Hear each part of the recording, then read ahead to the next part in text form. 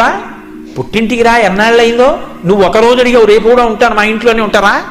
ఇప్పుడు యమునని తన ఇంటికి తీసుకెళ్ళాడు. వెంటనే ప్రేమ ఎప్పుడో వస్తానంటే కాదు, వచ్చేసేయి. ఏం చేస్తాడు? తీసుకెళ్ళి పసుపు కుంకుమ ఇచ్చాడు, చీరా సారే ఇచ్చాడు, మధురమైన మంజుల భాషలో మాట్లాడాడు, పంపించాడు. అందుకని అది సోదరి తృతీయ, శుక్లపక్ష తదియ. ప్రత్యేకించి అది సోదరి అన్నయ్య ఇంటికి వెళ్ళేటటువంటి తిథి.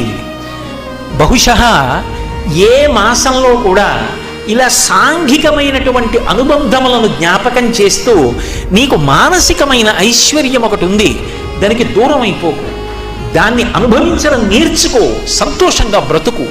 నీకు 80 ఏళ్ళు వచ్చేయచ్చు, నీ చెల్లికి 75 ఏళ్ళు వచ్చేయచ్చు. కానీ ఆ చెల్లెల్ని దగ్గర కూర్చోబెట్టుకుని, అన్నగారు మా చెల్లెలు చాలా బాగా పాడుతుందండి తత్వాలు, ఏది పాడు అంటే జుట్టు ముగ్గు బుట్టయిపోయినటువంటి చెల్లెలు పాట పాడుతుంటే ఆ అన్నయ్య, ఆ చెల్లెలు, ఆ ప్రేమ చూస్తుంటే అబ్బా ఏమన్నా చెల్లెళ్ళండి అనిపిస్తుంది.